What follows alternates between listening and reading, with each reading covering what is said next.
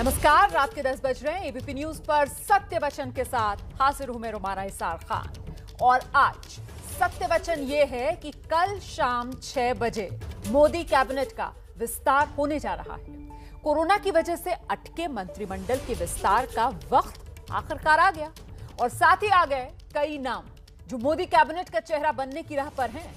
ऐसे में ज्योतिरादित्य सिंधिया, सर्बानंद सोनोवाल, अनुप्रिया पटेल जैसे नाम तो यकीन मानिए बिल्कुल तय माने जा रहे हैं। अच्छा, कई और ऐसे नाम हैं जिनको लेकर कयास लगाए जा रहे हैं। कुछ नेता तो बाकायदा नए कुर्ते पजामे के साथ दिल्ली के दर पर दस्तक भी दे चुके हैं।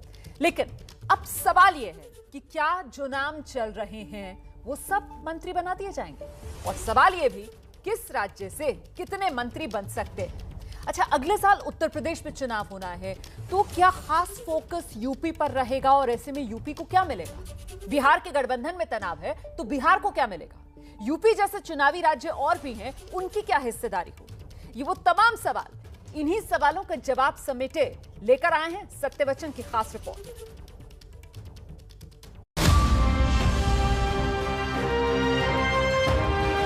नरेंद्र दामोदर दास मोदी ईश्वर की शपथ लेता हूँ। राजनाथ सिंह ईश्वर की शपथ लेता हूँ कि I will bear true faith and allegiance to the Constitution of India.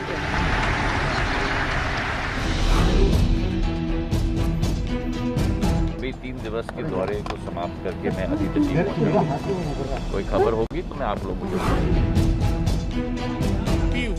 तो दिल्ली आना ही पड़ता है। अभी सेशन के पहले हम लोग आ जाते हैं इधर।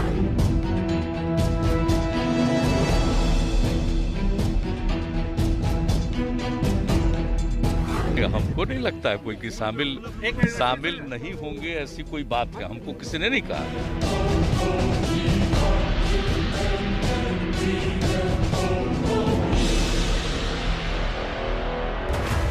तो फिर वो वक्त आ ही गया जब मंत्री पद की शपथ लेने वालों की कतार थोड़ी और लंबी हो जाएगी।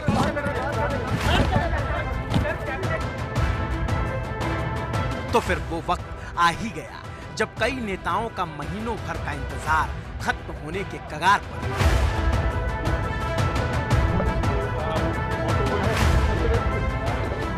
खत्म होगा सस्पेंस, खत्म होगी मंत्रालय से डिस्टेंस और मिल जाएगी जिम्मेदारी मोदी सरकार के भीतर की भागीदारी। लेकिन सवाल ये कि कौन होंगे वो चेहरे जो मोदी के सारथी बने? कौन होंगे वो नेता जिन्हें दिल्ली की राजनीति में हिस्सेदारी मिले? अभी 3 दिवस के दौरे को समाप्त करके मैं अभी तक पहुंचा। कोई खबर होगी तो मैं आप लोगों को बीच में दौरा रद्द करके आया। मैंने आपको कहा है कि कोई खबर होगी तो आपको जरूर बताऊंगा। अभी दौरा समाप्त करके मैं आया हूं। मैं श्रद्धांजलि देने के लिए और सांत्वना देने के लिए मालवा के 6 जिलों का दौरा समाप्त किया है। मैंने समाप्त करके मैं दिल्ली वापस आया। कोई खबर होगी। सिंधिया भले ही खुलकर ना बोले, लेकिन उज्जैन से महाकाल के दर पर माथा टेक दिल्ली पहुंचे सिंधिया को मध्य प्रदेश में बीजेपी की सरकार बनवाने का इनाम मिलना मुकर्रर माना जा रहा है। 15 महीने के इंतजार के बाद अब ये लगभग क्लियर है कि दिल्ली की सत्ता में सिंधिया का 7 सालों का वनवास अब खत्म होने को।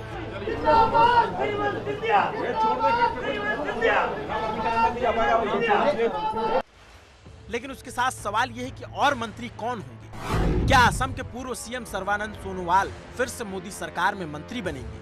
क्या अनुप्रिया पटेल की मंत्रिमंडल में वापसी होगी? क्या बिहार वाले सुशील मोदी को भी मिल सकती है जगह? जेडीयू के कोटे से कौन होगा मोदी का मंत्री? महाराष्ट्र बीजेपी के बड़े नेता नारायण राणे क्यों पहुंचे हैं दिल्ली?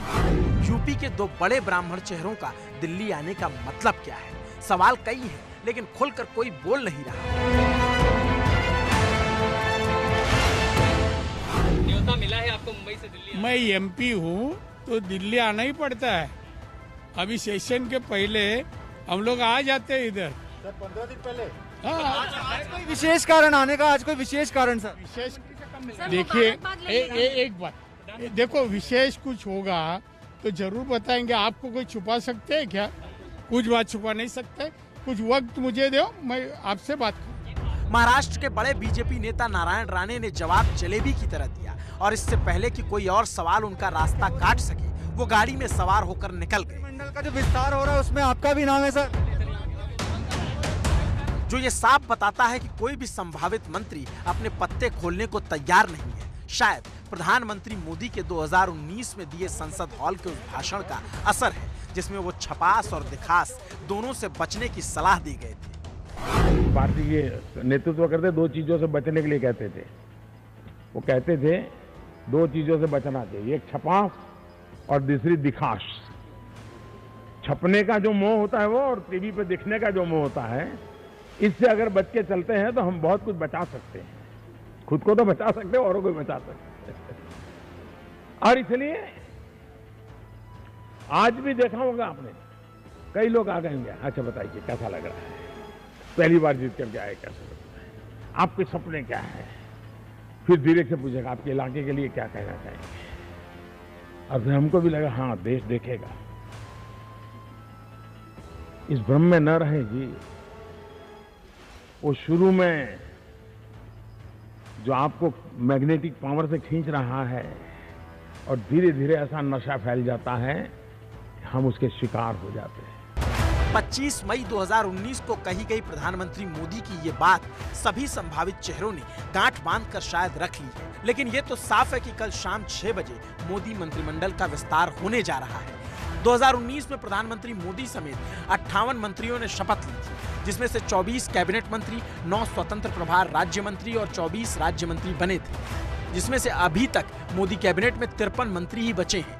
अकाली दल और शिवसेना दोनों ने सरकार से नाता तोड़ लिया है और हरसिमरत कौर और अरविंद सावंत कैबिनेट को छोड़ चुके हैं। रामविलास पासवान और सुरेश अंगाड़ी की मृत्यु हो चुकी है और थावरचंद गहलोत को आज ही कर्नाटक का राज्यपाल बनाया जा चुका है।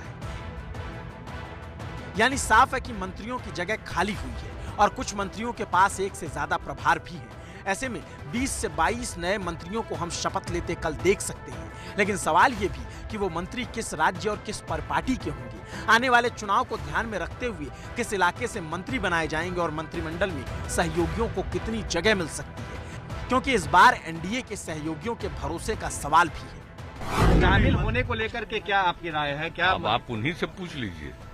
हमको नहीं हमको नहीं लगता है कोई कि शामिल नहीं होंगे, ऐसी कोई बात है। हमको किसी ने नहीं कहा, हमको ऐसा कुछ नहीं कहा गया है कि शामिल नहीं होंगे, इसलिए इसके बारे में तो वही बात कर लेंगे। कितने लोग मंत्री बनेंगे मुख्यमंत्री? ये हम नहीं पूछे हैं किससे।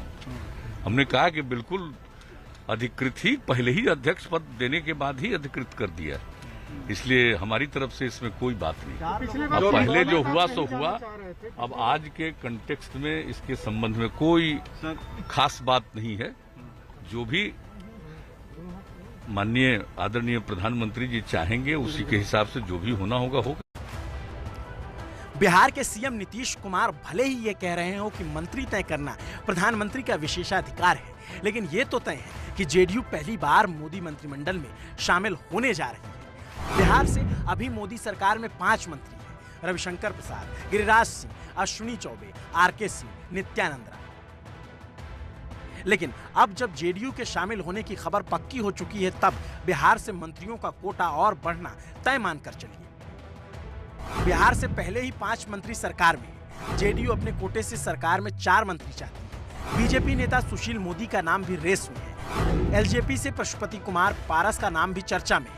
यानी बिहार से मंत्रियों की संख्या 11 हो सकती है। ऐसी स्थिति में या तो जेडीयू के कोटे से मंत्री कम किए जा सकते हैं, या तो पहले से जो मंत्री हैं उनमें से किसी को हटाया जा सकता है। लेकिन ये तो तय मानकर चलिए कि मोदी कैबिनेट में अब बिहार की भागीदारी और बढ़ने वाली है।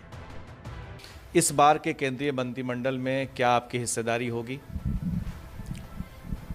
एक बात हम स्पष्ट बताना चाहते हैं, केंद्रीय मंत्रिमंडल के विस्तार में जनता दल यूनाइटेड शामिल होगी और ये हिस्सेदारी क्या होगी, ये सब तो विशेषाधिकार हमारे नेता का है। और केंद्रीय मंत्रिमंडल में किनको क्या जगह मिलेगा, कौन से मंत्री कौन बनेंगे, ये विशेषाधिकार माननीय प्रधानमंत्री जी का है। तो उस पर आप थोड़ा इंतजार कर लीजिए, निश्चित रूप से बहुत जल्दी ही सामने सब बात आ जाएगी। बातचीत फाइनल हो गई है, आप देखिएगा ना, मतलब माना जाए अभी सब कुछ पेंच फंसा हुआ है, इसका मतलब कहीं कोई पेंच किसी तरह का नहीं। कितने लोग अब आप वेट करो ना यार, सब कुछ तय हो गया है।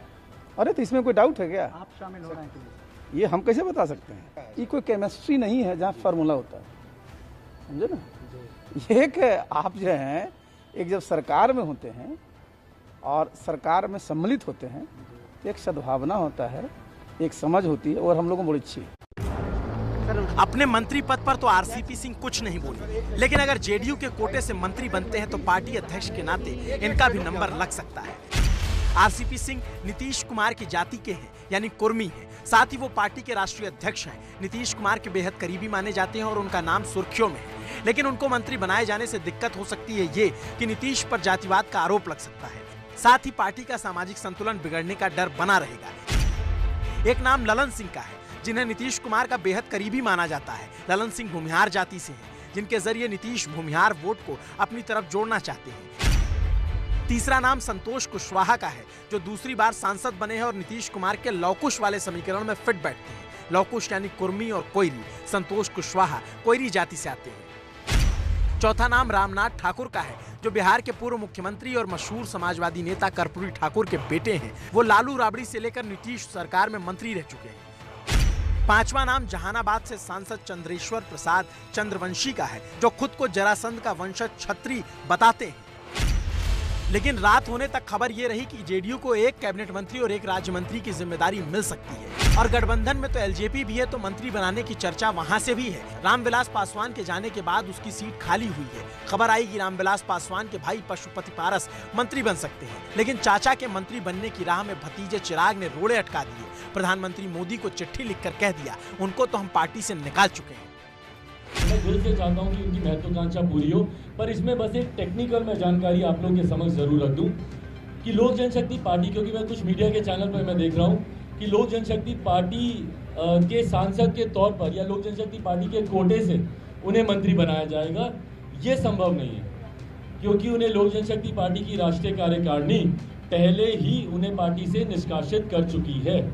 उन्हें पार्टी से निकाल दिया गया है उनके 5 सांसद, उनके 4 और सांसदों के साथ, और इस बात की जानकारी हम लोगों ने चुनाव आयोग को भी दे दी है। तो अगर कहीं गलती से अगर उन्हें लोक जनशक्ति, और मैंने प्रधानमंत्री जी को भी आज एक पत्र के माध्यम से उनकी जानकारी में भी मैंने दिया, क्योंकि संभवतः प्रधानमंत्री जी व्यस्त होंगे, उनकी जानकारी में कितनी बातें आई होंगी नहीं आई होंगी, पर मैंने उनकी भी जानकारी में मैंने इस बात को एक पत्र के माध्यम से मैंने दिया है कि इन लोगों को हम लोगों ने पार्टी से निकाल दिया है। पार्टी से अब इनमें से किसी भी सांसद का कोई संबंध नहीं है। इनको आप निर्दलीय सांसद के तौर पर देखिए, पूरी तरीके से प्रधानमंत्री जी का अधिकार क्षेत्र है कि वो किसको मंत्री बनाए नहीं बनाए, उसमें मेरा कोई हस्तक्षेप रहना संभव नहीं है। पर हाँ, अगर मेरी पार्टी का सांसद कहकर अगर उनको बनाया जाएगा तो मुझे आपत्ति होगी। और चिराग के हमले के बाद बात यह भी सामने आई कि पशुपति कुमार पारस को अब तक दिल्ली से फोन नहीं गया, लेकिन सूत्र बता रहे हैं कि वो मंत्री बन सकते हैं। लेकिन ये बात तो हुई बिहार की, मगर चुनाव तो उत्तर प्रदेश में होने हैं, तो उत्तर प्रदेश के हिस्से क्या आएगा, सबकी निगाहें इसी पर है। यूपी के बलिया से राज्यसभा सांसद सकलदीप राजभर दिल्ली आ रहे हैं। राजभर वोटों का प्रतिनिधित्व करते हैं। यूपी में ब्राह्मणों को साधने के लिए कोई ब्राह्मण नेता मोदी कैबिनेट में शामिल हो सकता है। उत्तर प्रदेश की बात करें तो पश्चिमी यूपी हो, रुहेलखंड हो, बुंदेलखंड हो, अवध हो, पूर्वांचल हो, हर जगह के लोगों को, नेताओं को इसमें प्रतिनिधित्व देने की कोशिश की जा रही है। महाराष्ट्र की बात करें तो वहाँ पर कोंकण हो, मराठवाड़ा हो, विदर्भ हो, उसको भी इसमें एकोमोडेट करने की कोशिश की जाएगी। कुछ मंत्रियों को ड्रॉप किया जाएगा, कुछ नए आएंगे, तो कुल मिला के 30 मंत्री शपथ लेंगे। हर राज्य को उसकी आबादी और आकार के हिसाब से प्रतिनिधित्व मिलेगा। क्षेत्र को, जातीय संतुलन को, छोटे छोटे समुदायों को भी इस मंत्रिमंडल विस्तार में जगह दी जाएगी। यादव हो, कुर्मी हो, जाट हो, कोयरी हो, धोबी हो, सभी को इस मंत्रिमंडल विस्तार में जगह देने की कोशिश की जा रही है। यानी साफ है कि मंत्रिमंडल का विस्तार चुनावों को ध्यान में रखकर किया जाएगा। इसके अलावा खबर यह भी है कि सरकार में युवाओं का प्रतिनिधित्व बढ़ाया जा सकता है। Professional management, MBA, post graduate युवाओं को शामिल किया जाएगा। बुंदेलखंड, पूर्वांचल, मराठवाड़ा, कोंकण जैसे इलाकों को हिस्सेदारी दी जाएगी। 2 दर्जन OBC या पिछड़ा वर्ग के मंत्री इस विस्तार में मंत्रिमंडल में शामिल हो सकते हैं। यानी कि सामाजिक समरसता के साथ साथ शासकीय अनुभवों को भी तरजीह दी जा रही है। और ये बात तय है कि शाम को 6 बजे जब विस्तार होगा तो ये जो विस्तार होगा ये अपने आप में बहुत दूसरे मंत्रिमंडल विस्तार से जुदा होगा। मैं आपको बता दूं कि जब ये मंत्रिमंडल विस्तार होगा तो आप अगर देखेंगे तो ये सबसे युवा मंत्रिमंडल होगा अब तक के भारत में बनाए गए मंत्रिमंडलों में, और 24 से ज़्यादा पिछड़े वर्ग के चेहरे इस मंत्रिमंडल में दिखेंगे, और अनुसूचित जाति का भी जो प्रतिनिधित्व है वो इतना बढ़ाया जाएगा कि आप अगर ओवरऑल मंत्रिमंडल को देखेंगे तो आपको लगेगा कि ये पिछड़े वर्ग का, शोषित वर्ग का, अनुसूचित जाति वर्ग का और पीड़ित वर्ग का मंत्रिमंडल है। और इन सब की तादाद अगर महिलाओं को मिला लें तो तकरीबन 40 के आसपास पहुंच जाएगी। तो फिर ऐसे में कई नाम तो साफ हैं, लेकिन कई नाम अब भी राज हैं, और ये राज कल शाम को ही पूरी तरह खुल पाएगा जब राष्ट्रपति भवन के अहाते में शपथ समारोह का मौका आएगा। तो 19 घंटे 41 मिनट 51, 50, 49, 48, 47 आप देख रहे हैं किस तरीके से ये वक्त लगातार घटता जा रहा है, क्योंकि सत्यवचन यही है, कल शाम 6 बजे मोदी सरकार 2.0 का पहला मंत्रिमंडल विस्तार होने जा रहा है। छोटा सा ब्रेक, फौरन लौट रहे हैं।